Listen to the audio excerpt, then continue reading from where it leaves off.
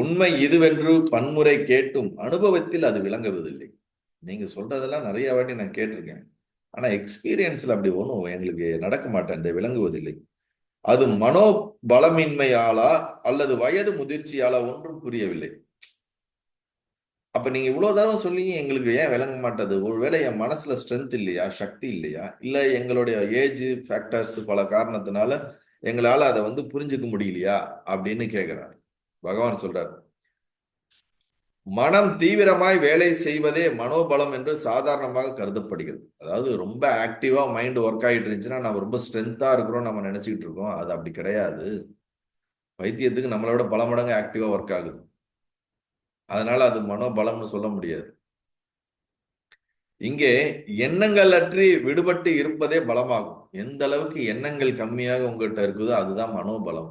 எந்த அளவுக்கு எண்ணங்கள் அதிகமாக இருந்துச்சுன்னா கன்ஃபியூஸ்டு ஸ்டேட்ல தான் நம்ம இருப்போம். டிப்ரெஷன் ஆகும்போது டூ மச் எண்ணம் இருக்கும். கன்ஃபியூஸ் ஆகும்போது, குழப்பத்துல இருக்கும்போது, கோபம் வரும்போதெல்லாம் எண்ணில் அடங்காத எண்ணம் நமக்குள்ள டக்கு டக்கு டக்கு டக்குன்னு ரொம்ப ஷார்ட் இதுல ஒரு பர் மினிட்ல ஆயிரக்கணக்கான எண்ணங்கள் ஓடிக்கிட்டு இருக்கு. எப்ப தியானம் பண்றீங்க, எப்போ உங்களுக்குள்ள இந்த மாதிரி அமைதியா இருக்கும்போது எண்ணங்களுடைய அலைவரிசை குறையும். அப்ப எண்ணங்கள் அன்றி விடுபட்டு இருப்பதே பலம். யோகிகள் சிலர் 30 வயதிற்குள் அனுபவமுறாவிடில் அதன் பிறகு அது அசாத்தியம் என்பர். இதுவரை கேள்விப்பட்டிருக்கோம். 30 வயசுக்குள்ள ஞானம் அடைஞ்சிடணும், அதுக்குள்ளே நம்ம என்னது அனுபவம் அடைஞ்சிடணும், அதுக்கப்புறம் போயிடுச்சுன்னா நமக்கு அந்த அனுபவம் எல்லாம் கிடைக்காதுன்னு ஒரு பொருள் இருக்குது. அது எல்லாருக்கும் இந்த ஸ்பிரிச்சுவல்ல இருக்கவங்க எல்லாம் சொல்லுவாங்க, அதெல்லாம் 30 வயசுக்குள்ளேயே அடைஞ்சிடணும், 30 வயசுக்கு மேல அடைய முடியாதுன்னு அவரு சொல்லியிருக்காரு, இவரு சொல்லியிருக்காரு, ஞானம் அடையிறது சாத்தியம் இல்லை. பகவான் சொல்றாரு, கேட்டுங்க. அதன் பிறகு அது அசாத்தியம் என்பர். ஞான அனுபவத்திற்கு வயதோர் தடை இல்லை என்பதே ஞானிகளின் முடிவு. எல்லாம் கேட்டுக்கிட்டீங்களா? ஞான அனுபவத்திற்கு ஏஜ் இஸ் நாட் லிமிட்டட். ஒரு வயது தடையே கிடையாது. நீங்க 80 வயது இருங்க, 70 வயது இருங்க, 7 வயது இருங்க, எந்த வயதிலும் ஞானம் அடைய முடியும். அதனால அதுக்கு எந்த ஒரு ரெஸ்ட்ரிக்ஷனோ ஒரு பேரிகார்டோ கிடையாது. பகவான் சொல்றாரு. அது மட்டும் இல்ல, ஞானிகளின் முடிவு. நான் மட்டும் சொல்லல, பல ஞானிகளினுடைய டிக்ளரேஷன் அது அப்படிங்கிறார். யோக வசிஷ்டத்தில் வைராக்கிய பிரகடனத்தில் சிறு வயதிலேயே ராமனுக்கு விவேக வைராக்கியம் உற்றதை வசிஷ்டர் மெச்சுகின்றார். எனினும் வயதாகி விட்டால் ஞான அனுபவம் முடியாது என்று எங்கும் சொல்லப்படவில்லை. யோக வசிஷ்டம் நம்ம ஏற்கனவே வகுப்பு எடுத்திருக்கோம், நம்ம யூடியூப்ல இருக்கோம்.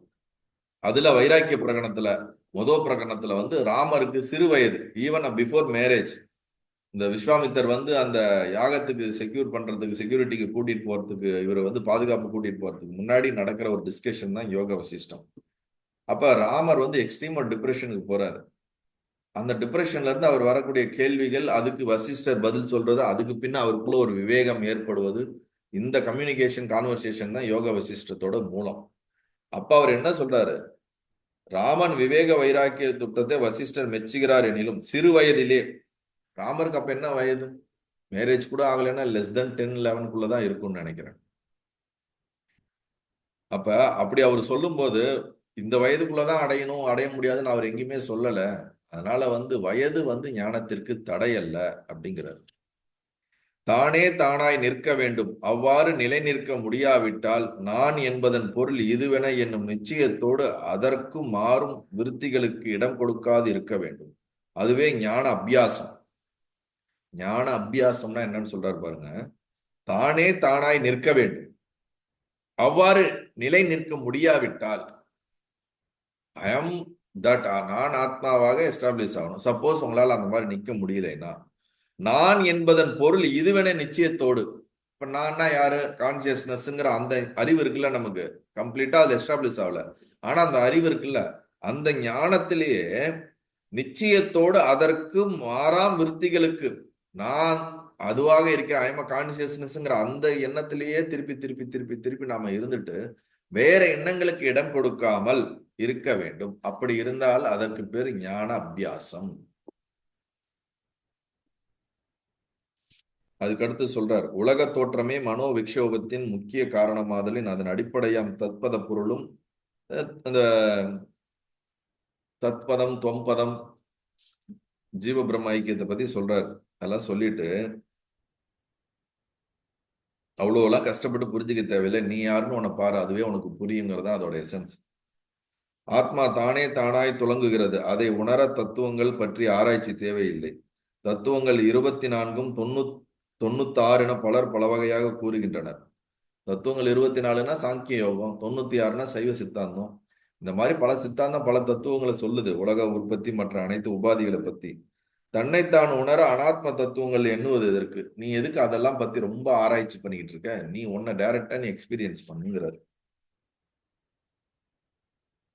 அனைத்திலும் நுண்ணியமானது சட்டிலான ஆத்மா தத்துவங்களை அனைத்திற்கும் கடந்துள்ளது என்று நிரூபித்த சாஸ்திரங்கள் தத்துவ ஆராய்ச்சி செய்கின்றன. ஆனால் நேராம் அனுபவத்தை நாடும் முமுட்சுக்கு தனது உண்மை ஒன்றே ஆய்வதே போதும். அந்த மாதிரி ரொம்ப ஆராய்ச்சி பண்ணி இருக்கிற எல்லாத்தையும் ஆராய்ச்சி பண்ணி அதுக்கப்புறம் அதை விட சட்டிலா இருக்கக்கூடிய ஆத்மாவை நீ எக்ஸ்பீரியன்ஸ் பண்ணணும்னு பல ஸ்கிரிப்சர்ஸ் அந்த மாதிரி உங்களுக்கு டிஸ்கிரைப் பண்ணுது. அப்படியும் பண்ணலாம். அது ரொம்ப சுத்து வழி. நீ நேரா நீ யாருன்னு உனக்குள்ள உட்காந்து ரிசர்ச் பண்ணேன்னா நீயே எக்ஸ்பீரியன்ஸா நீ உன்னை உணர்ந்துக்க போற அப்படின்னு இங்க சொல்றாரு. அதனால நல்லது.